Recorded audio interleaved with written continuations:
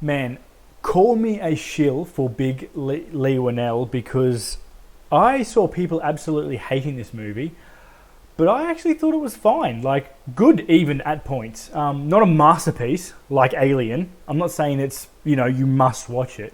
But I had a really fun time watching people have a really bad time. Now, I don't know if the big debacle about the Fright Nights costume that got leaked pissed people off, and maybe that's why they're like review bombing it. But I thought the tension that this movie had, especially at the start, was great.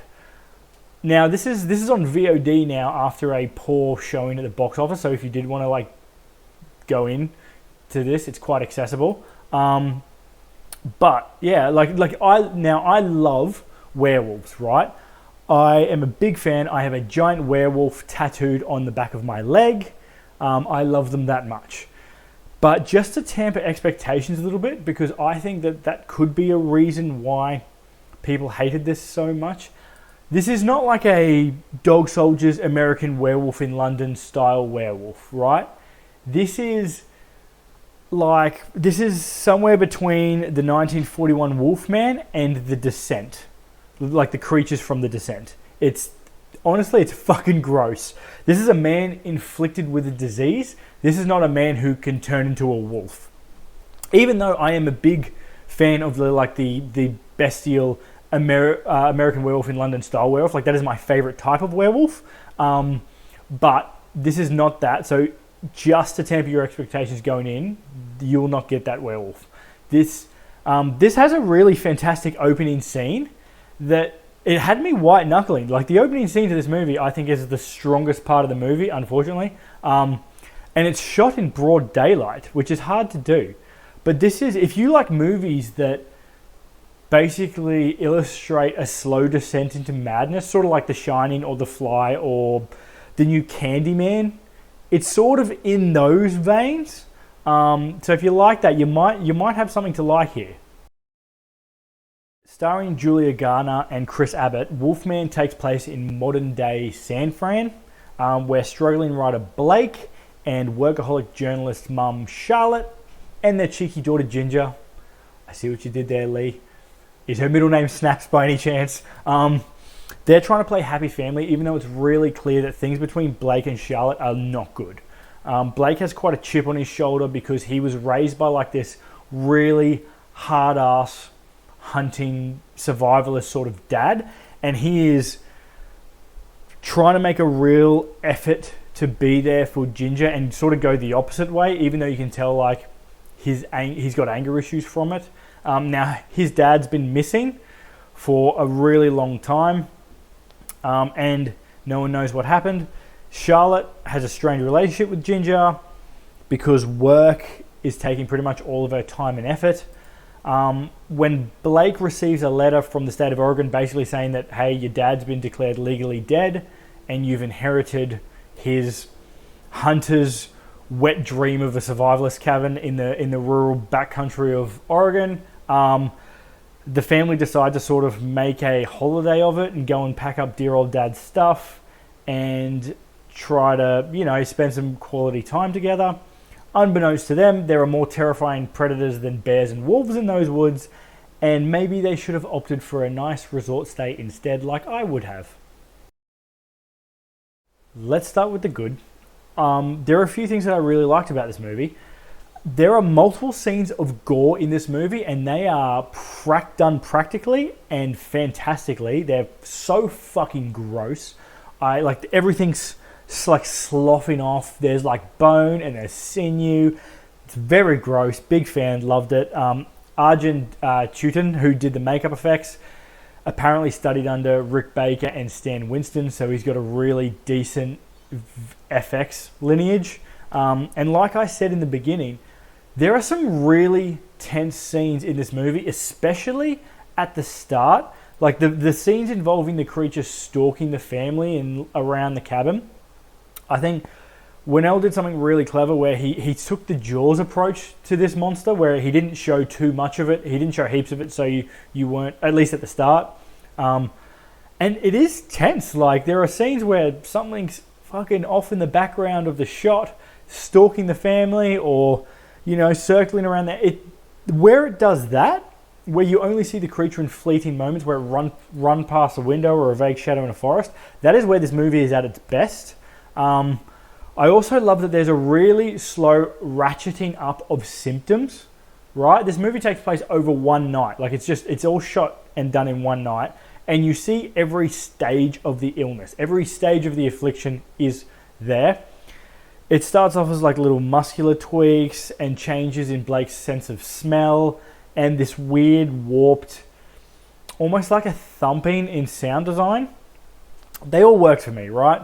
Because the tension I kept wanting to see where this went. Like, I was like, oh, this isn't just a moon appears, change into wolf, go, which we see all the time. This is like a really slow descent. And I know Leigh's talked about how this was sort of,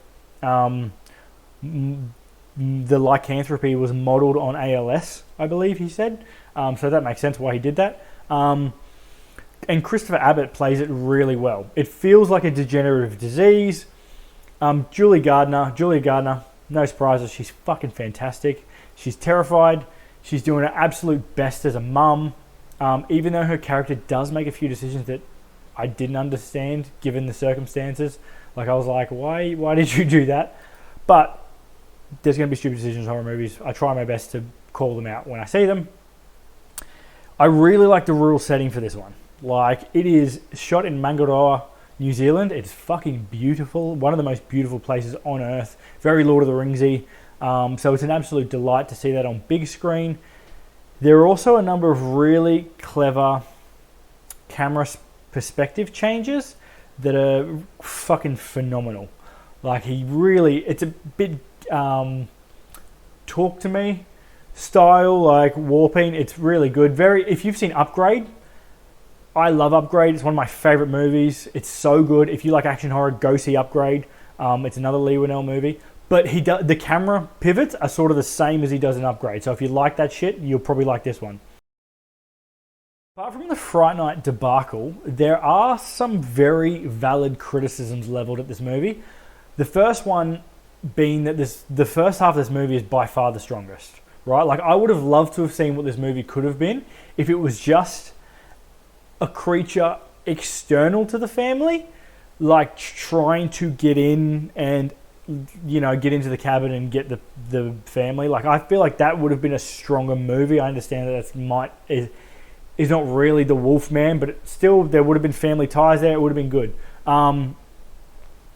When the transformation is complete too, and we get into the full-on wolfy bits of the movie, it can get silly at points.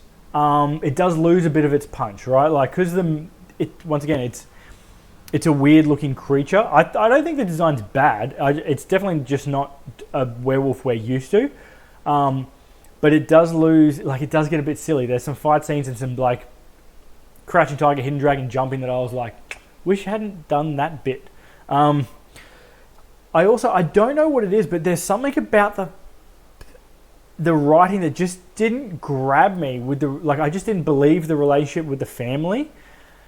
Leigh is usually so good at showing, not telling themes and relationships in this movie.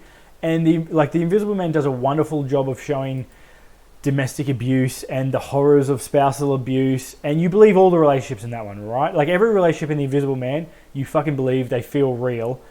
In this one, though, the themes are about, breaking the cycle of bad parenting, basically, and it hits you over the head with that for the first 30 minutes, and then doesn't really do anything with it. It feels like they set the stage for it, and then they just... and prepared this, wonderful tapestry to explore the themes and, about breaking cycles and how having a good relationship with one parent doesn't make up for having a bad relationship with the other. I felt like that's where it was going to go. And then it just forgot it was there, which sort of made the character seem a little bit boring. And although the acting is fantastic, I just think it's the writing that they really struggle with, which is a shame, because this is probably the first wobble from Leigh Whannell for me. Even though I think it deserves a higher rating than people are giving it. Most people are giving this shit 1 star, 1.5 stars. That's fucking crazy, right? Like, have you people not seen Jaws: The Revenge? Like, that's a 1.5 star movie. This is not that bad, right? This is just not Dog Soldiers or American Werewolf in London, which I think people wanted. Even if you're not going to see Jaws: The Revenge, do yourself a favor. Just Google Jaws: The Revenge Roaring Shark. That'll tell you everything you need to know about that fucking movie. All in all, this is a mid-tier werewolf movie, right? Like, it's not as good as American Werewolf or Dog Soldiers, but it's not as bad as like Bloods vs. Wolves. That's a real fucking movie, by the way, Bloods vs. Wolves. Or Skinwalkers. Like, it's not as bad as those ones. It's just not as good as the best werewolf movies. But God, I hope someone makes a good werewolf movie soon. I would hate to have to wait until 2026 to see Robert Eggers' Werewolf, which is happening. I'm fucking very excited for that. That's the end of 2026, so I'm hoping we get a good werewolf movie before that. But it's not, once again, not a fucking horrific bad film. Mid-tier werewolf movie for me. I recommend watching this if you love movies that are like about slow descent into madness. The recent Candyman, The Shining, The Fly, Senses also a pretty good one, or Stop Motion is a good recent one. That vibe, that's what this movie's about. If you like rural horror, The Ritual, It Comes at Night, Backcountry, that sort of vibe, this is very much that sort of film. Yes, it's at a cabin, but it's all about like the woods around the cabin a bit, and escaping them. I do not recommend watching this if you hate werewolf movies. If you hate werewolf movies, this is not going to convince you to like werewolf movies, right? This is for people who already like werewolf movies.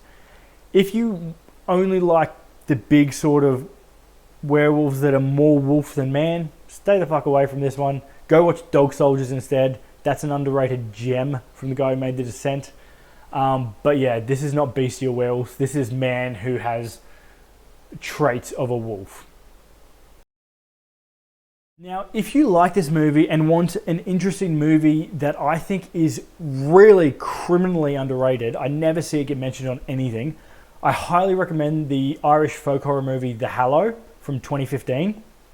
It shares a lot of DNA with this movie, but for me, it's done way better. It's about a conservationist named Adam who moves to a rural Irish town with his family so that he can study the weird fungi and plants that grow in the forest near his house.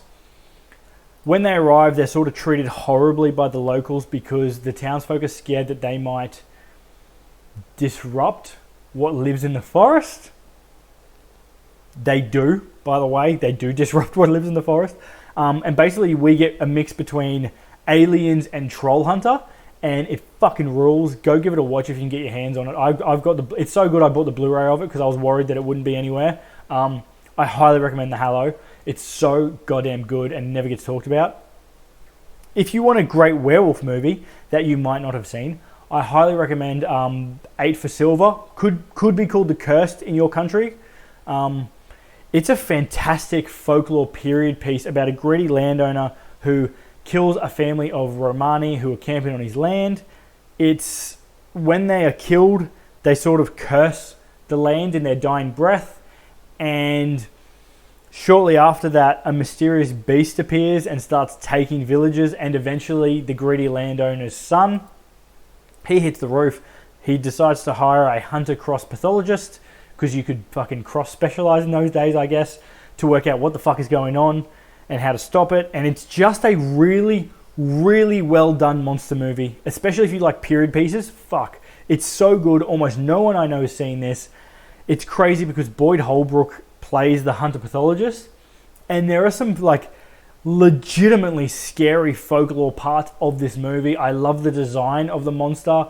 It's just a fucking solid monster movie, and has very, I mean, you could probably tell 8 for Silver's the title. It has very werewolf leanings. I highly recommend that one if you want a werewolf movie you probably haven't seen. That's it. Let me know if you've seen this movie. What did you think? Did you like it? Is it actually a 1-star movie? Am I way off the fucking base? I could be. I love Leigh Whannell as a director. Maybe I've got rose-tinted glasses on. In his tier list, I think it goes for me, like in his directing tier list, I think it would go Invisible Man, Upgrade, Wolfman, Insidious Chapter 3. Like, that's how I would probably stack them. But yeah, let me know what you think. As always, thanks for watching. Like, subscribe, all the standard YouTube jazz that you're used to us people saying. Just do all that. I'd appreciate the shit out of it. And hopefully I'll see you next week for another review. Peace.